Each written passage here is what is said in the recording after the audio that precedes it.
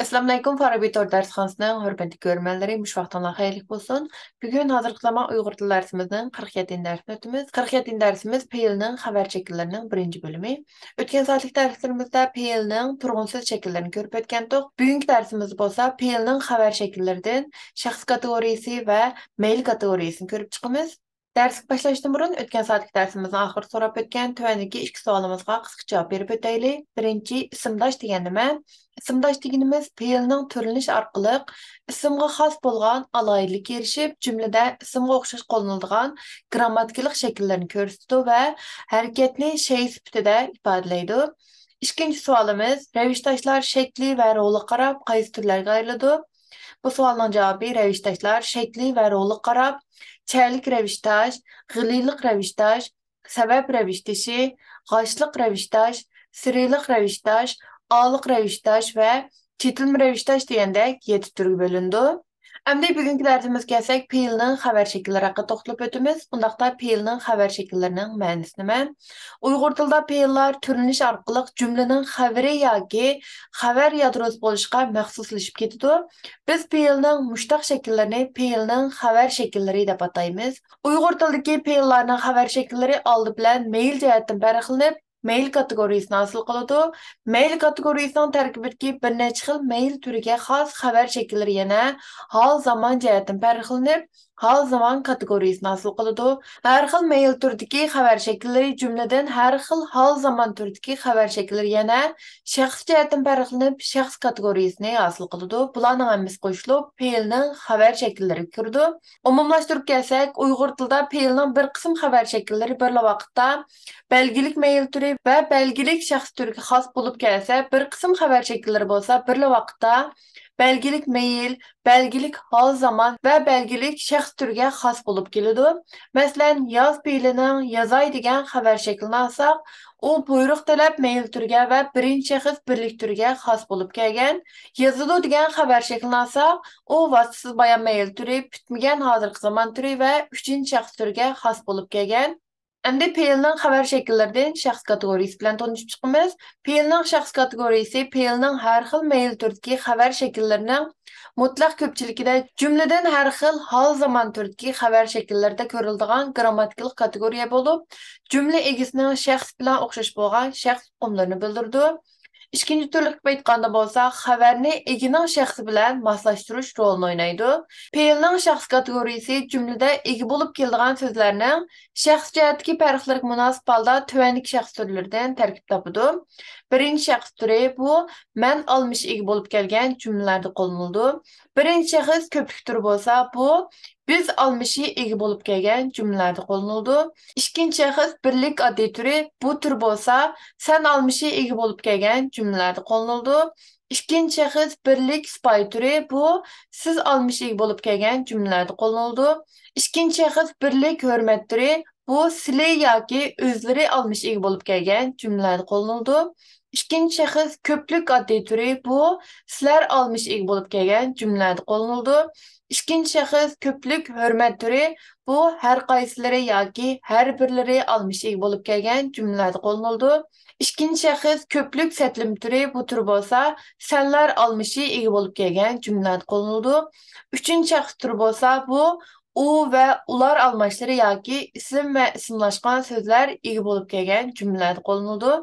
Bu yerdə görüb çıxan PL-ning şəxs kateqoriyasını sxemlaşdırsaq, bundaq boldu. Yəni PL-ning şəxs kateqoriyası birinci şəxs, ikinci şəxs və üçüncü şəxsdə 3 şəxs türə ayrıldı və birinci şəxs bolsa birlik və köplük türü, ikinci şəxs bolsa birlik və köplük türdə 2-yə ayrıldı. Bunun içindən birlik türü addi tür, sipay tür və hörmət türdə 3-ə ayrıldı. Köplük türü bolsa addi tür, hörmət türü və sətlim türü degəndək 3-ə ayrıldı.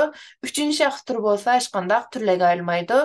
PL-ning şəxs kateqoriyasını hasil qiluvchi hər qaysi şəxs türləri PL-ning hər bir xil mail şəklining, cümlədən hər bir xil hal zaman şəklining o'xshash bo'lmagan şəxs türü sifatida ifodalanadi.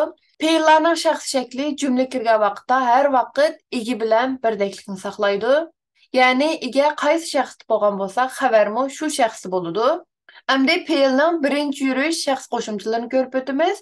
Fe'lning birinchi yurish shaxs qo'shimchalari shaxs jihatdan birinchi shaxs, ikkinchi shaxs va uchinchi shaxs deb uchga ayriladi.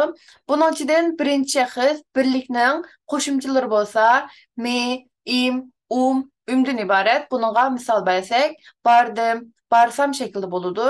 Birinchi shaxs ko'plik shaxs qo'shimchalari bo'lsa, qi, ki, şekli buldu. Yani barduq, barsaq, kelsak şekli buludu.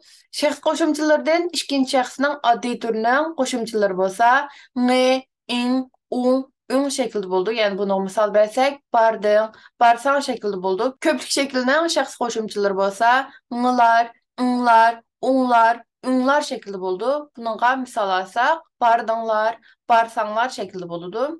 İkinci şəxsinin spay türünün birlik qoşumçusu bolsa, ыңыз şekilde buldu. Bununla misal versek, bardınız, barsınız şekilde buludu. İkinci şəxsinin hürmet türünün birlik şəxs qoşumçuları bolsa, la, ile şekilde buldu. Bununla misal versek, bardıla, barsıla şekilde buludu. Bunun köplük şeklinin şəxs qoşumçuları bolsa, ömlük dərəcə şekilde, tila şekilde ve sila şekilde buludu. Bunun misal versek, beriştila, keliştila, berisila, kelisila şekilde buludu. İkinci şəxsinin sətlim türünün birlik şeklige, ikinci şəxs sətlim türünün birlik şəxs qoşumçuları yox ve bunun köplük qoşumçuları bolsa, iştin şekilde buludu. Yani beriştin, berislan şekilde buludu. Üçüncü şəxs şeklinin şəxs qoşumçuları bolsa, birlik ve köplük dep ayrılmaydı ve qoşumçuları ortak buldu. Yani ki şekilde buldu. Yani bunu misal versek, bardi, barsa şekilde buludu. Fe'llarning birinchi yurish shaxs qo'shimchalari o'tgan zaman shartray qo'shimchalardan keyin ishlatildi. Ya'ni o'tgan zaman va shartray qo'shimchalardan keyin qo'shiladi.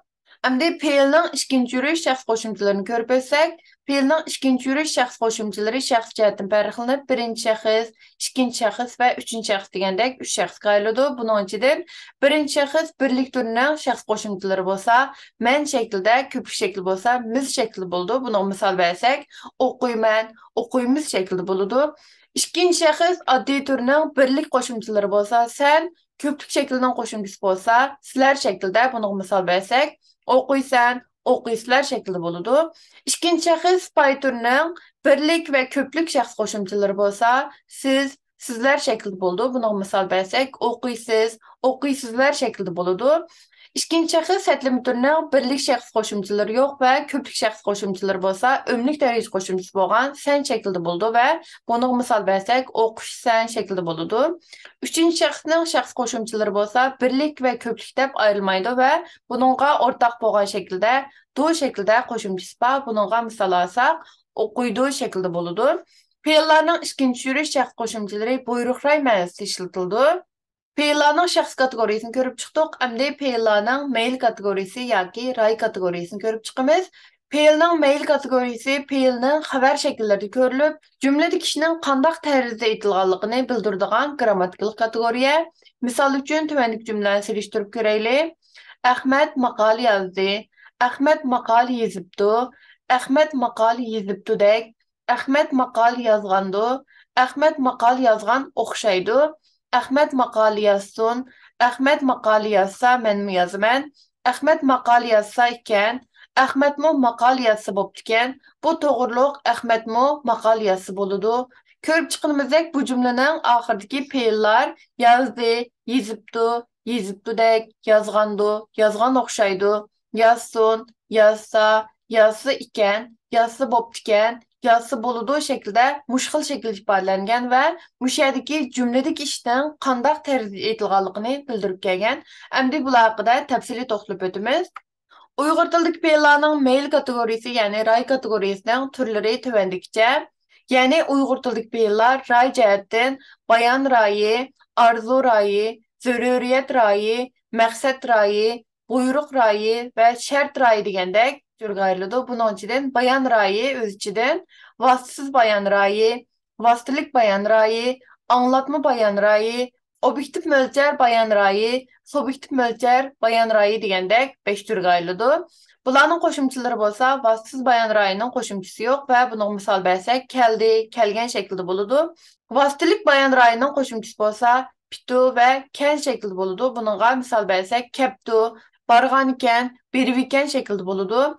Anlatım bayan rayının qoşumçusu bolsa pitudek ve miş şekilde boludu ve bununla misal versek beriptudek, beriptumiş şekilde boludu.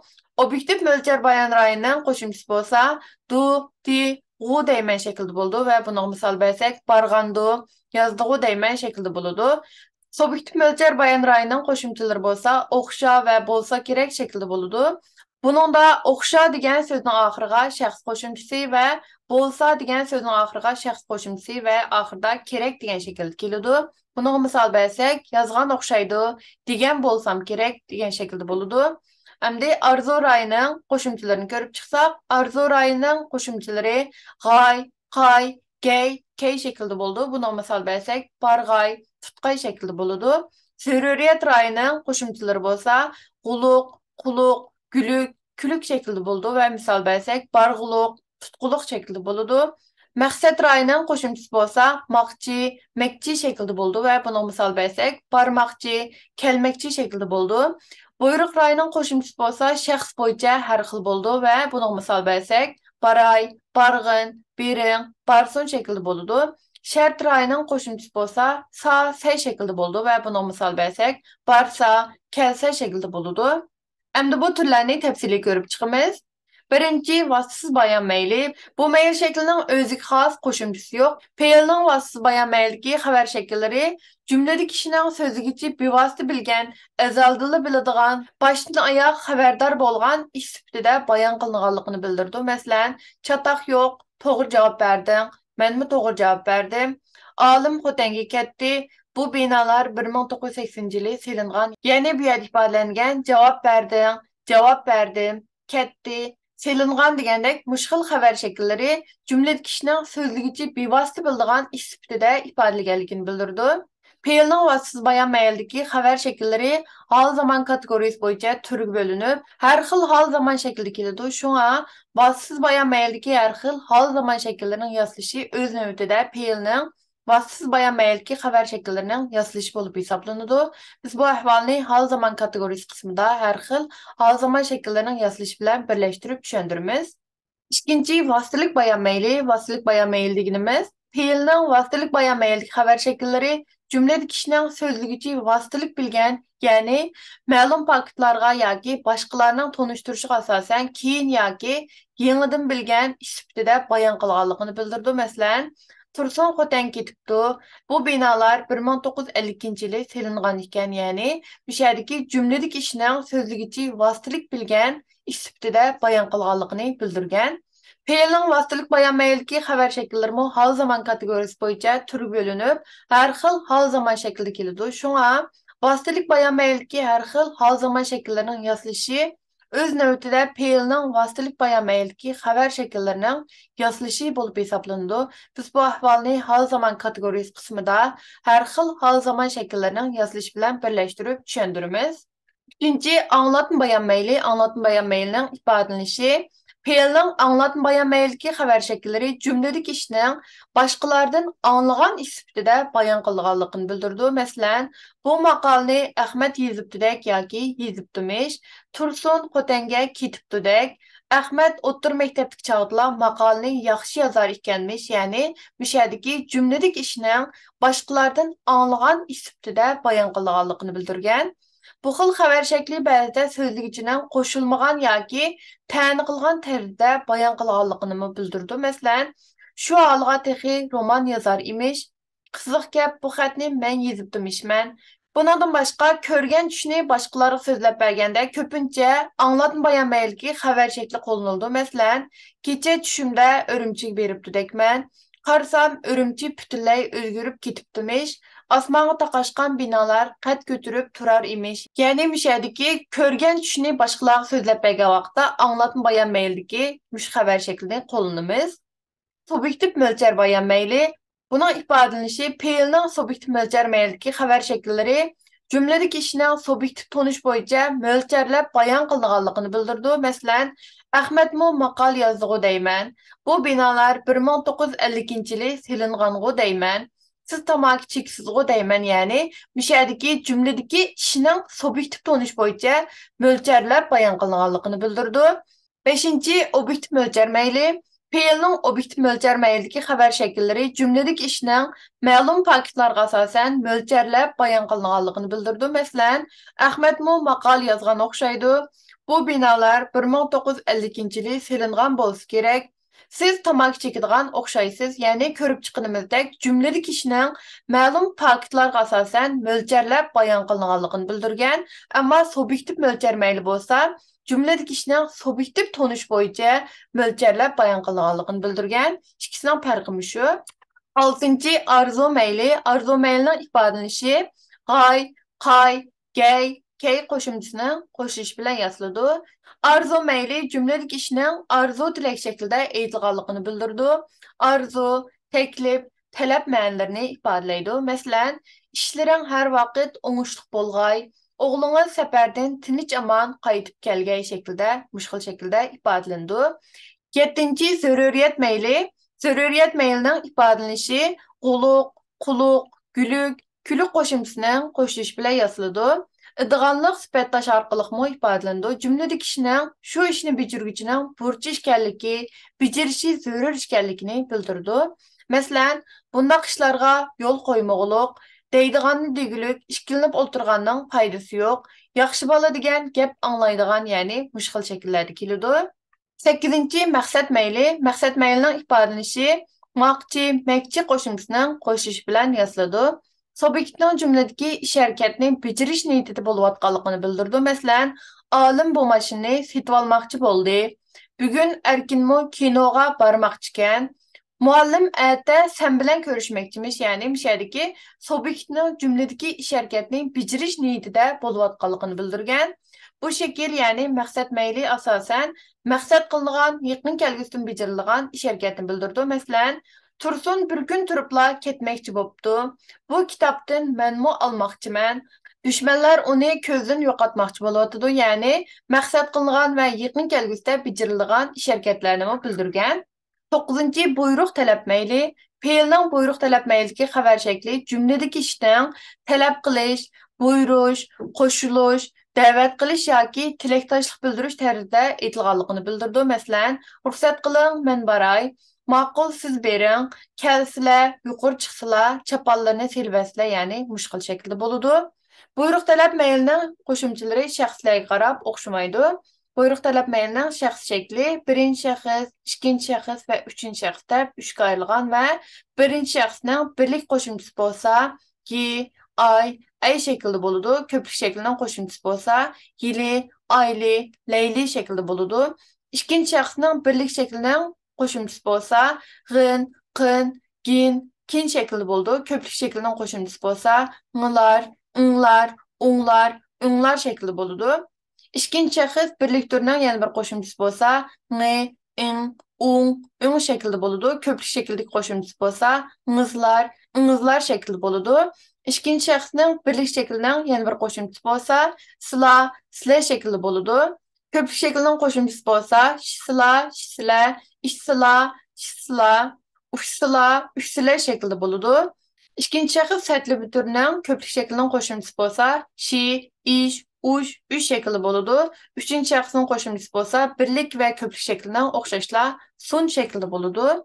10. Şart meyli. Şart meylining ifodalanishi sa qo'shimchasining qo'shish bilan yoziladi. Jumlada ifodalangan ish harakatining yana bir ish harakati uchun shart yoki farz qilingan ish ekanligini bildirdi. Masalan, erta havo ochiq bo'lsa, sayliga chiqamiz. Sen bugün mektep gelsen, men mu barıman. Hemminglar birlikte tirishsanglar, cho'qim g'alaba qilsizlar, ya'ni bu yerdagi bo'lsa, kelsang, tirishsanglar degan shakldagi mushkil fe'llar shart meyl shaklida kelgan. Shart meylning qo'shimchalari bo'lsa, shaxs jihatdan tuvandikdek ifodalandi.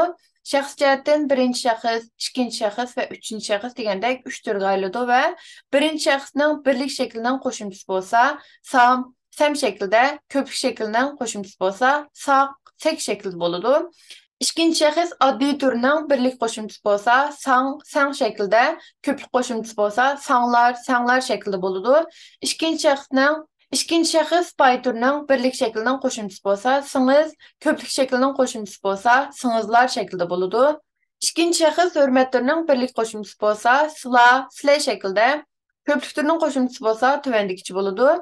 Şərt meylinin üçüncü şəxs türü bolsa, birlik və köplük cəhətdə ayrılmaydı və oxşaşla sa, səy şəklində boludu. Bugünkü dersimizin ahırı geldik. Dersimizin ahırda bu dersimizlik münasebetlik boğan tüvendeki iki sualını sorap ötümüz. Birinci, peylinin xəbər şəkilləri qandaq şəkilləndi? İkinci, peyllərinin şəxs şəkli cümlə kirgəndə cümlənin qaysı bölük bilən birdəklikini saxlaydı. Bu suallarının cavabını YouTube videomuzun astırki inkaz qismına yoki Instagram hesabımızın DM qismindən uçur izləyib əvəzsanlar buludu.